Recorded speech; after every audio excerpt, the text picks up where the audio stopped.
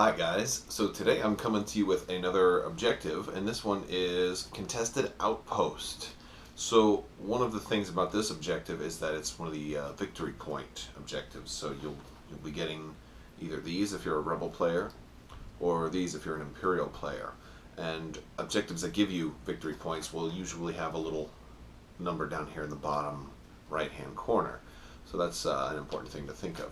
Now, Contested Outpost is a pretty straightforward objective card, but what's one of the things that's interesting about it is it really gives you a setup advantage. So I'm going to read the card to you. It says, Setup. Place obstacles as normal, excluding the station. Then the second player places the station in the setup area beyond distance 1 of all obstacles and beyond distance 5 of both players' edges. Special rule.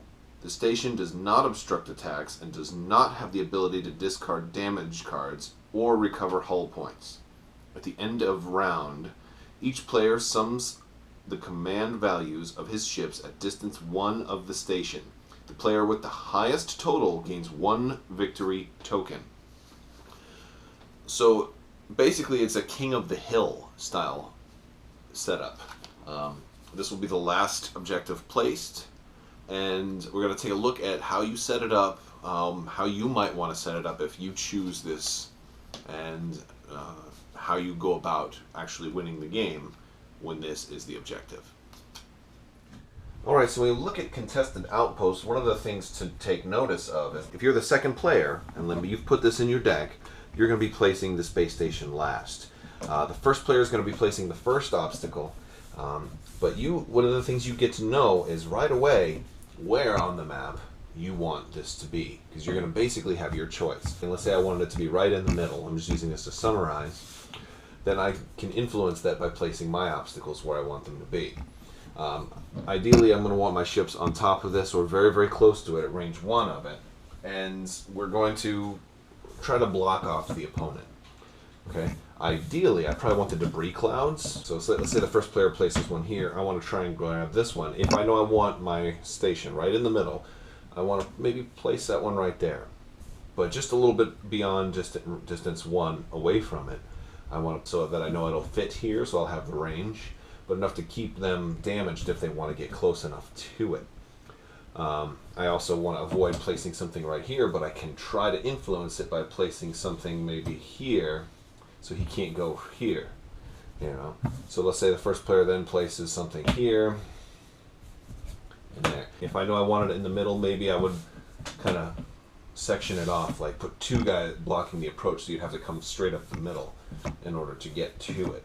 If my opponent then places an asteroid right there, no problem. Then I just place the space station behind, range 1 behind the asteroid, and then I now have an even stronger route of protection for you getting to the station. So that's basically the idea of setup. Now, how do you go about actually scoring points? So you want to have, a ship on or within range 1 of the space station, and at the end of the round you'll get one of these tokens. If you can get a ship there in the first turn, that's ideal. So you may, if you're running a Corvette, you may want to deploy him as far forward as possible with the most speed that he can have. So that's a pretty good idea. Navtex is a good card for this too, because you can potentially get an extra 1 maneuver out of it. Assume I deployed here, and you want to put the station as close to you as you can. If I start this guy at speed 4, bam, I'm already right there. Now I won't necessarily stay there next turn, because even if I do a nav and go down to speed 3, I'm going to be out of its range. Yeah, and we're just beyond range 1. So ideally, maybe I start at speed 3 in this particular situation. But you're gonna have to measure these on your own. If you're running that card in your build, you want to put it maybe a little closer, so then you can start at speed 2. And then maybe turn it down to speed 1 the next turn, and then you'll stay close to it for maybe 2 or 3 turns before your opponent can even get close. So let's say we have a Gladiator here and a Corvette. Well, Gladiator has a command of 2, the Corvette only has a command of 1, so the Empire would actually get the token this turn, and that's 20 points. Each one of these tokens counts as 20 points. So you look over 6 turns, you're looking at 120 points. It's a pretty significant chunk of change. So you can't ignore this. You can't just say, okay, here, I know you're going to go this way, and I'm going to sit up on the side and just try to blow you up. It might seem tempting to do that, but if your opponent gets here fast enough, then they're going to have so many more points.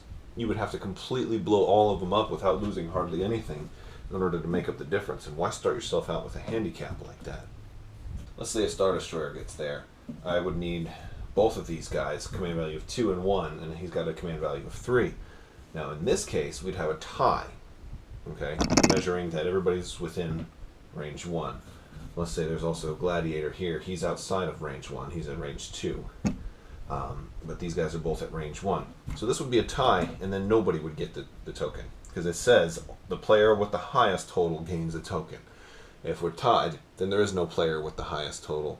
Nobody gets a token. It seems easiest for a Corvette to get there. If you're a Rebel player, if you're an Imperial player, and you have this, you'd have to start your Gladiator out at probably max speed in order to reach it. But then you want to kind of slow down in a hurry and maybe fly around it. So that's basically it. It's not one of the most complex strategies. It's not one of the most complex objective cards, but it does kind of force everybody right to here. And if the opponent decides to ignore you, you can just hang out here, fly circles around it, collect points every turn, and you can win by 120 points without a single shot even being fired. Now there is a couple of things that you can definitely use to your advantage when using this objective card. First things first, if you're going to fly Imperials, you can consider flying a Victory 1, or trying to take advantage of your Gladiator's black dice. Anything with black dice is going to have a much better chance of actually doing some damage, especially if you park it right here. You can turn your speed down to 0, but that's really bad because you can't use any of your defensive tokens that way, so I almost never suggest turning your speed down to 0. But in this case, there is a possibility. You have to judge it by the situation. If they don't have anybody who's facing you, or if you know you're not going to get shot at, then by all means you can adjust your speed to 0 and just park it right there. If you're a Rebel player, you really you want to get stuff parked on here. You want to slow it down. I really like the Nebulon B kind of on a slower approach while your faster ships come in first. Anybody who approaches you has to take a pretty heavy fire from, just maximize your fire to be out here, and so anybody who comes in is going to get the full force. So if you're running assault frigates, have them go sideways. Nebulon Bs, have them pointed at the station, and then your corvettes, you want to swoop them in as early as you can to try and get the early control points. This way, even if your corvette gets blown up, if you held it for 3 turns, you already have the point advantage that way. So that's it. I think if you're Imperials, the advantage is that you can bring black dice ships closer to here. If you're Rebels, the advantage is you have much faster ships, and you can get them to here possibly on the first turn and get basically a free 20 victory points. So if you are the second player, and if you get to place this, you want to push it as close to your side as possible, so you can lock down those victory points. Make sure to keep your starting speeds in mind. Don't if you happen to have it this close to your starting position, maybe like just distance 5. I don't want to start out at speed 3 and then fly right by it, and then the next turn I'm out of range. So if it's real close, I want to start at just the bare minimum speed that I can get into range, so I can milk it for a couple of turns. And I know my opponent's coming this direction too, so that really helps me. Don't point your frigate straight at it. Point your frigate on the side, so you take advantage of its side arc. And if your opponent ignores this, then you ignore your opponent and you keep collecting, because then you have the high ground. It's King of the Hill. You've seen it before in other games. It's contested Outpost. And thanks for watching, guys. If you liked the video, hit like and subscribe, leave some comments, all that good stuff. Tell your friends. Thanks for watching. Have a great day.